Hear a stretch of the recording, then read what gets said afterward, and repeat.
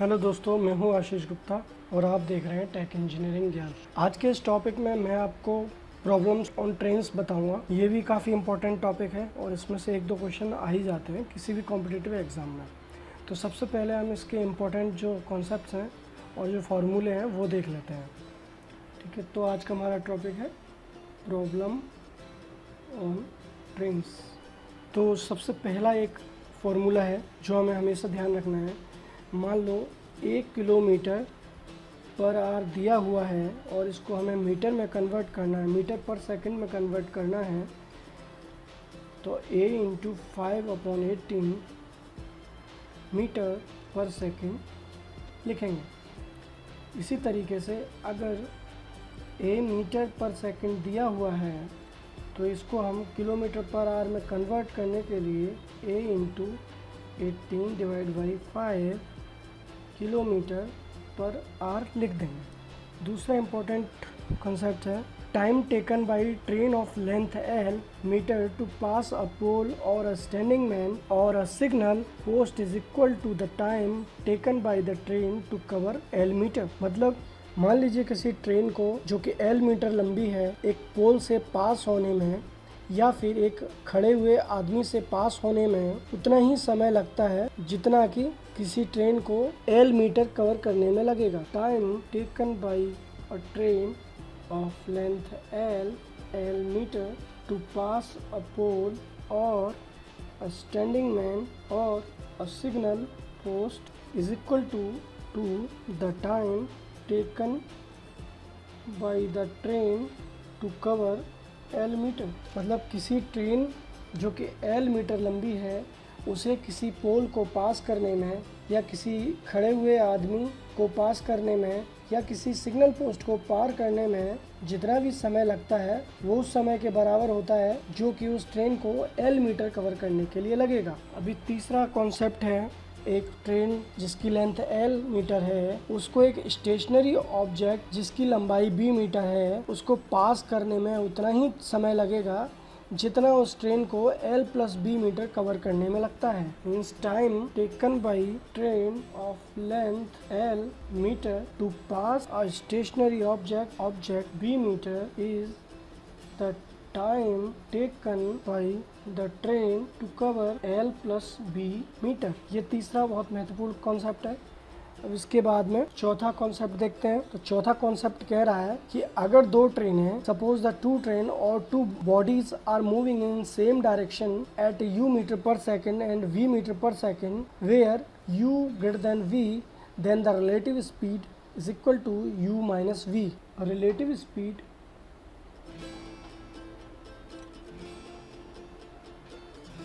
Is equal to u minus v metre per second.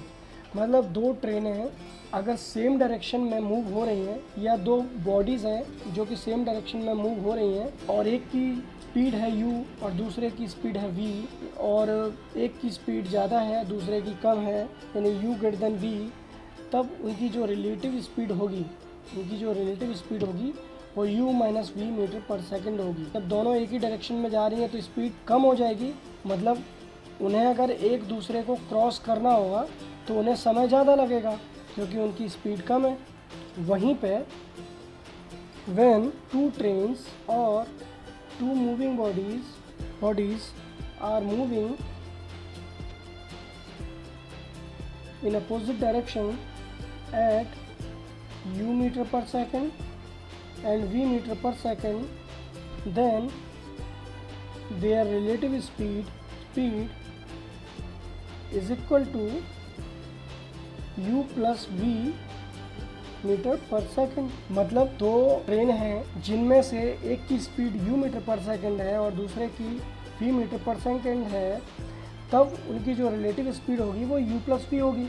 क्यों? क्योंकि वो दोनों एक दूसरे को बहुत जल्दी पास कर लेंगे क्योंकि उनकी स्पीड का एडिशन हो जाएगा और उनको पास करने में बहुत कम समय लगेगा क्योंकि दोनों एक दूसरे की तरफ आ रही हैं। छठवां एक कॉन्सेप्ट है अगर मान लो दो ट्रेनें हैं या दो मूविंग बॉडी है और ट्रेन की जो लेंथ है वो A और B है और उनकी जो स्पीड है वो u एंड v है, v मीटर पर सेकंड है, तब एक दूसरे को उन्हें क्रॉस करने में कितना समय लगेगा। तो अगर वो दोनों एक दूसरे के अपोजिट डायरेक्शन में आ रही हैं तब उनको कितना समय लगेगा। सीधी सी बात है, समय कम लगेगा। समय कम लगेगा मतलब उनकी स्पीड ज़्यादा होगी तो इतना समय लगेगा। ओके, और अगर वो दोनों सेम डायरेक्शन में आ रही हैं तो फास्टर ट्रेन क्रॉस कर लेगी स्लोअर ट्रेन को, और वो कितना टाइम लेगी, वो कितना समय लेगी, वो समय लेगी a plus B upon U minus V. तो ये अपने कुछ फंडामेंटल हैं जो आपको याद रखने हैं। अब हम प्रॉब्लम्स देख लेते हैं। A train 100 metre long is running at a speed of 30 kilometre per hour. Find the time taken by it to pass a man standing near the railway line. Train की लेंथ कितनी है, length दी हुई है 100 metre, speed कितनी है, speed है 30 kilometre per our. तो सबसे पहले तो ये मीटर में दिया है, ये किलोमीटर में है, तो हम यूनिट में या तो इसको मीटर से किलोमीटर में कन्वर्ट कर लेंगे या इसको किलोमीटर से मीटर में कन्वर्ट कर लेंगे। तो हम ये किलोमीटर पर आवर को हम मीटर पर सेकंड में कन्वर्ट कर लेते हैं। तो 30 किलोमीटर पर आवर इसको 5/18 मीटर पर सेकंड में कन्वर्ट कर लिया। 6 × 18, 6 × 30, 25/3 मीटर पर सेकंड। अब ट्रेन की लेंथ इतनी है, स्पीड इतनी है, तो क्रॉस करने में समय कितना लगेगा, time is equal to distance upon speed. Length दी हुई है 100 मीटर, स्पीड दी हुई है 25/3 मीटर पर सेकंड। तो 100 × 3 डिवाइड बाई 25 सेकंड्स। मीटर से मीटर कट गया, सेकंड्स ऊपर पहुंच गया।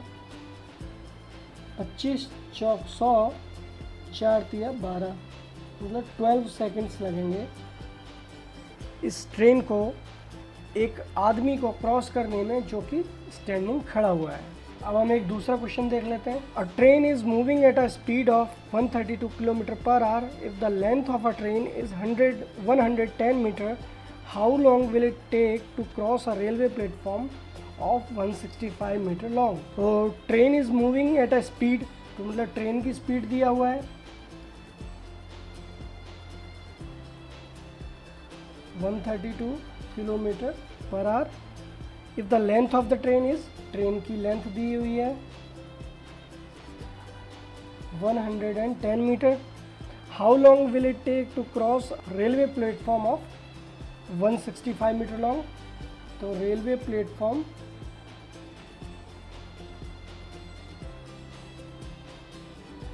की लेंथ कितनी दी हुई है 165 मीटर। इस रेलवे प्लेटफॉर्म को क्रॉस करने में इस ट्रेन को कितना टाइम लगेगा, ये हमारा क्वेश्चन है।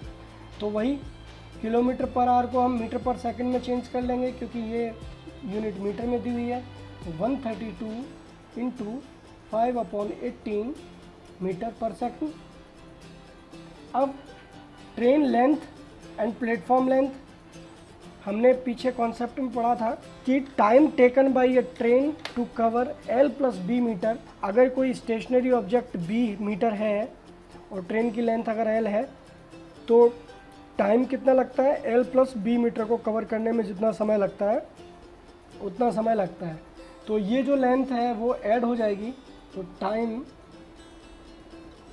टेकन टू कवर और cross the railway platform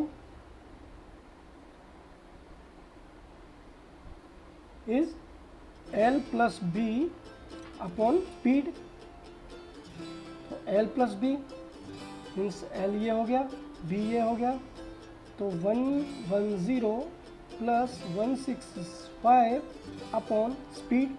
speed कितनी है 132 × 5/18, 7.5 सेकेंड।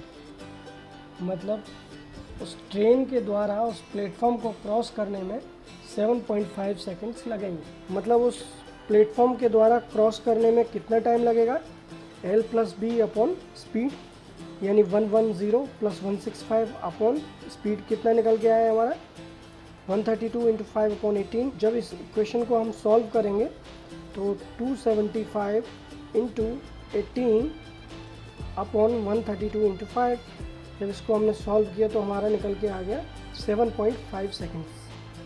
तो ये हमारा आंसर है, मतलब उस ट्रेन के द्वारा उस प्लेटफॉर्म को क्रॉस करने में हमें 7.5 सेकेंड्स लगेंगे। तो ये दो प्रॉब्लम्स हमने देख ली हैं। अगर इसके अलावा आपको कोई प्रॉब्लम्स आती है तो आप कमेंट बॉक्स में हमें बता सकते हैं, मैं ट्राई करूँगा जल्दी से जल्दी आपकी प्रॉब्लम को रिजॉल्व करने का। तो अगर आपको वीडियो हमारा अच्छा लगा हो तो इसे लाइक करें, शेयर करें और इस चैनल को सब्सक्राइब करें। Thank you very much, good bye.